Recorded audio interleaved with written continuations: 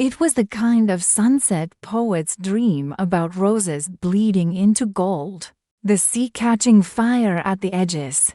Elena stood barefoot on the warm stones of the Santorini cliffside, her silk dress clinging to her skin, her heart still heavy from the breakup she hadn't told anyone about. Greece was supposed to be a honeymoon. Now it was her escape. She sipped her wine slowly, letting the wind toy with her curls. When she noticed him leaning on the low stone wall near the edge, alone, a silhouette against the sky, he didn't look like a tourist. There was something lost about him, or maybe broken. Like her, she looked away, but not before he caught her staring. His eyes met hers, storm gray, intense, unreadable. She looked away again, embarrassed, but her heart was already pacing. The music from the nearby tavern drifted through the evening air. Bouzouki strings, the scent of grilled lemons and sea salt. Elena turned to leave, but the man was suddenly closer. "You're not from here," he said in a voice deep enough to be dangerous. She smiled politely. "Neither are you." His lips quirked. "True." She tilted her head. "American. Half," he replied. "The messy half." She laughed, unexpectedly, and something shifted in the space between them. "I'm Elena." "Nico," he said, offering a hand. His touch was warm, calloused, real. They walked, slowly, letting the sky fall into darkness above them. He didn't ask her why she was alone. She didn't ask about the scar near his jaw or why he seemed like he hadn't smiled in years. It felt like they were playing a game neither wanted to end. Dinner was unplanned. A candlelit table, 2 glasses of ouzo, laughter that surprised them both. He told her stories half true, half mysterious, about chasing waves in Portugal, crashing weddings in Florence, about a sister he lost and never talks about, and she listened, her heart aching and racing at once. When the rain came, it was sudden, heavy, warm, impossible to outrun. They ran under a stone archway, soaked, laughing. Her hair clung to her cheeks. His shirt stuck to his skin, revealing the outline of a body shaped by storms and survival. For a moment, they just stared. The world faded. He reached for her face. She let him. Their kiss tasted like rain and ruin. It was a kiss that whispered promises neither had spoken yet. A kiss that said, "This shouldn't be happening." But it already is. They went back to his place, a whitewashed villa nestled on a quiet hill. She hesitated at the door. He looked at her, breath shallow. "No promises," she whispered. "No regrets," he answered. The room was dim, moonlight filtering through linen curtains. Clothes fell. Walls heard secrets. Her nails traced the old wounds on his back. He kissed the ache behind her ribs. When it was over, they lay there silent, tangled. "You leave tomorrow?" he asked, almost a whisper. She nodded, but neither moved. The storm outside passed, but the one between them had just begun. Elena woke to sunlight spilling through sheer curtains, warm and golden. For a moment, she forgot where she was. Then she felt the weight of an arm around her waist and turned slowly. Nico was still asleep. His face, so guarded last night, looked softer in the morning light. Peaceful, human. She laid there, watching the rise and fall of his chest, listening to the rhythm of waves outside. It was all so surreal, this villa, this man, this moment that felt stolen from someone else's life. But reality slipped in like a draft under the door. She had a flight in 6 hours. She slipped out of bed quietly, her dress from last night draped over a chair. Her phone buzzed on the table, dozens of messages from friends asking where she was. One from her ex-fiancé. "Hope Greece clears your head." She stared at it for a while before deleting it. "You weren't going to say goodbye." His voice behind her was rough, still laced with sleep. She turned slowly. "I didn't want to wake you." Nico sat up, the sheet slipping down his torso. "Is this where we pretend it was just a night?" Elena bit her lip. "Wasn't it?" He looked at her for a long time. "No." Her heart twisted. "I wasn't planning on meeting anyone," she said quietly. "Neither was I," he said, rising from the bed. "But then you showed up, all fire and sadness." She shook her head, trying to smile. "You don't know me." "I know your laugh," he said. "I know how you touch like you're afraid to want something again. I know that when you kiss, you mean it." She looked down, her breath caught. "I can come with you," he said suddenly, shocking even himself. Her eyes widened. "What?" "Wherever you're going." "I'm not asking forever. I'm asking for more than one night." Elena stared at him. This man she didn't even know last week, offering something she didn't know how to accept. I don't even know what I want," she admitted. "You don't understand. I was supposed to be here with someone else. I wore this dress for a man who never really saw me. And now this. You." Nico stepped closer. "So let me be the one who does see you." But she was already grabbing her bag. "I have to go. If I stay, I'll fall. And I don't know if I can survive another crash." She moved to the door. He didn't stop her. "Elena." She paused, her hand on the doorknob. He whispered, "If you walk out, I won't chase you, but I won't forget you either." She opened the door. Sunlight greeted her. So did the wind. And she walked away, heart pounding, steps trembling, soul screaming. 3 weeks passed. The memories didn't. Elena walked the rainy streets of London, headphones in, trying to drown out her thoughts. But Greece kept bleeding into her mind. The cliffs, the music, his hands on her hips, that kiss in the rain. Nico. She hadn't told anyone, not about him, not about the night that rewrote her idea of love in a heartbeat. Back in her apartment, everything looked the same. Her friends said she seemed different, like she left something behind. Or someone. Her job at the gallery barely distracted her. She started sketching again, something she hadn't done in years. But every sketch ended up looking like him, his jawline, his eyes, his chaos. And then, one Tuesday evening, she saw him. Nico, standing across the street from her gallery, no umbrella, soaked in the drizzle, his eyes locked on hers through the glass. Elena dropped the ceramic cup in her hand. It shattered. She ran outside without thinking. "What are you doing here?" she asked, heart racing. "You walked away," he said, stepping forward. "I let you. But I never stopped looking for you. You came to London," she whispered. "I looked up your gallery, took a chance. I wasn't sure you'd even be here." Elena blinked back, tears. "You shouldn't be. I couldn't stop thinking about you, about that night, about what you said about not surviving another crash. So I thought maybe I could help you land this time." She stared at him, trembling. "This doesn't happen. Men don't do this."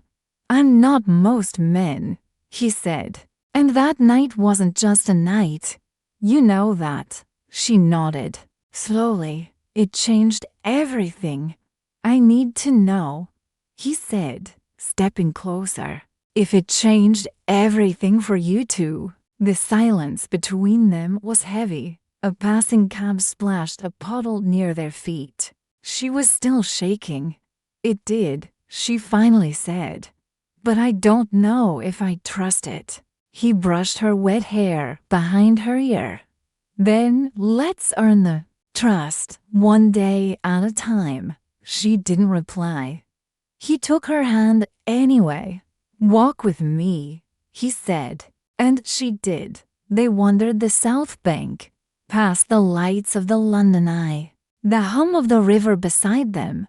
He told her about what he'd done the last 3 weeks, how he almost flew back to the States, how something in him kept whispering her name. She asked about his life before Greece. He told her about growing up between 2 cultures, always searching for home, about a failed engagement of his own, about guilt, about trying to be better than his past. Elena felt something warm settle inside her. Like maybe, just maybe, this wasn't madness. They reached her door.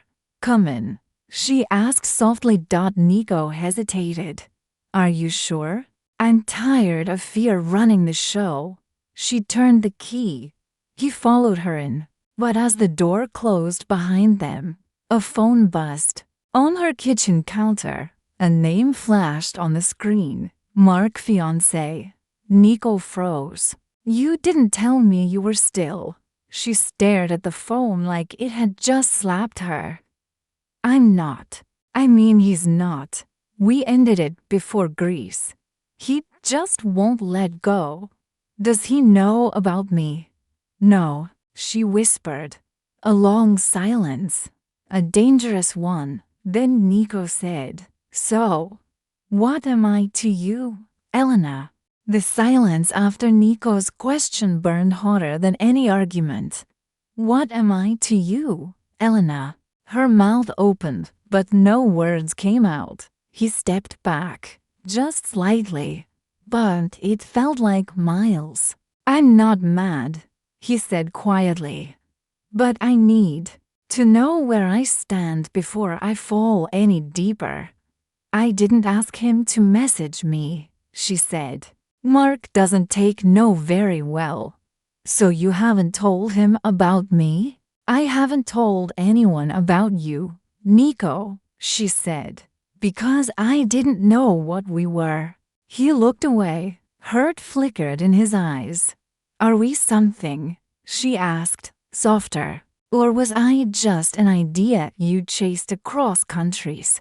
Nico moved toward the window, his back to her. "You were never just an idea, Elena. You were the only real thing in my life in years." She closed the space between them. "Then stay. But stay because you want to, not because you're chasing a fantasy." He turned. His hands cupped her face. "I want to build something real, but I need to know you're in this too." "I'm scared," she whispered. "So am I." Their lips met again, slower this time, less fire, more ache. The kind of kiss that tasted like healing. He stayed.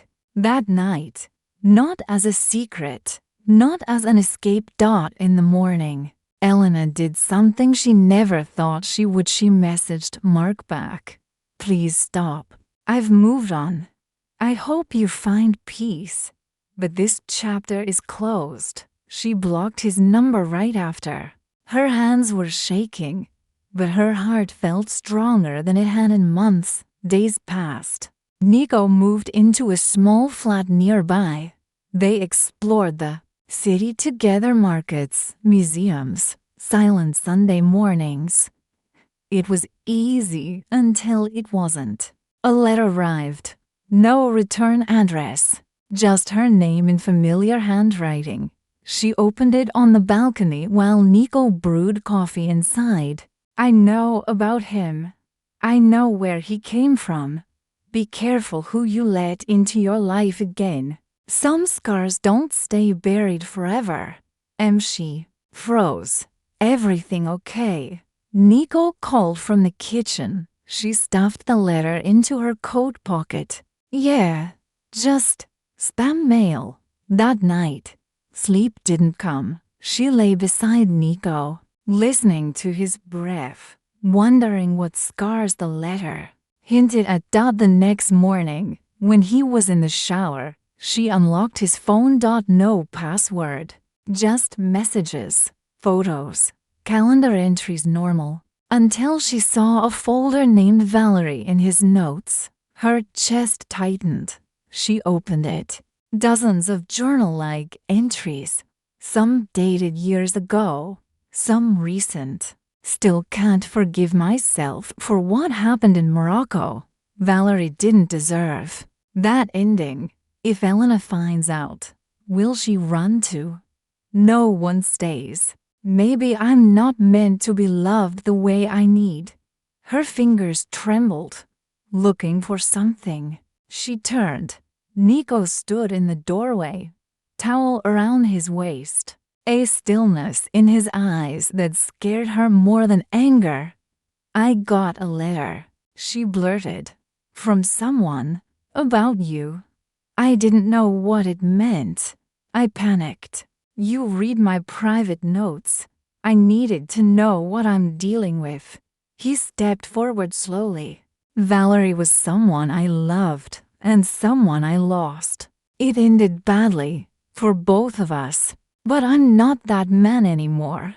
Why didn't you tell me? She asked.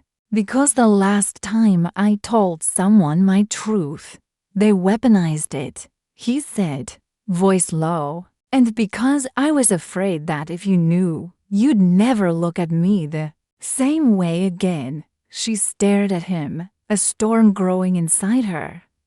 What did you do, Nico? Nico stood silent, towel around his waist, steam still drifting from the bathroom. But the chill in the air had nothing to do with the weather. What did you do, Nico? Elena's voice was firm, but her heart was racing. He looked at her, jaw tight, eyes raw. Valerie was my ex. We traveled together, lived too fast, made reckless choices. She struggled with addiction. I didn't handle it right. I left her in Morocco one night after a fight, and she overdosed. Elena's breath hitched. I wasn't there when she needed me most, he said. I blamed myself for years. I drank, disappeared, burned bridges. I became someone I didn't recognize. You wrote about it like you were hiding it from me. I was. Because for the first time in years, I had something good, you, and I didn't want to lose it because of a ghost. Tears blurred Elena's eyes. But ghosts don't stay hidden, Nico. They haunt, and someone sent me that letter mark. Probably to remind me that maybe I don't know you. You know me now, he said. Maybe more than anyone has. I'm not proud of my past, but I'm not running from it anymore. She didn't speak, just stared at the man who crossed countries for her, who kissed her like he'd found salvation in her lips, and now stood exposed, vulnerable. Nico stepped closer. Elena, I didn't come to London just to chase a memory. I came because you felt like home in a place where I've never had one. But if you walk away now, I'll understand. She turned away, facing the window, rain trickling down the glass. Her heart was tearing at the seams. I'm not perfect either, she whispered. I stayed with Mark too long, let him mold me into someone quieter, smaller. I didn't know how to fight for myself until Greece. She looked at Nico again. You didn't save me that night, but you reminded me what it feels like to be wanted, to be seen. He nodded slowly. So where does that leave us? I don't want a perfect man, she said. I want an honest one. He took her hand, fingers trembling. Then let's try again. No lies, no walls, just us. She didn't answer with words. She kissed him, a long, slow, tearful kiss that felt like a beginning and an ending wrapped into one. Weeks later, they stood at Heathrow, Nico with a backpack, Elena with a ticket to Santorini. Why? Greece again, he asked, smirking. Because we left something behind there, she said. And I want to go back, not to escape but to start. He laced his fingers with hers. You're sure? For the first time in my life, she said. I'm not scared of what comes next. The flight was boarding. They walked forward. Not perfect, but together.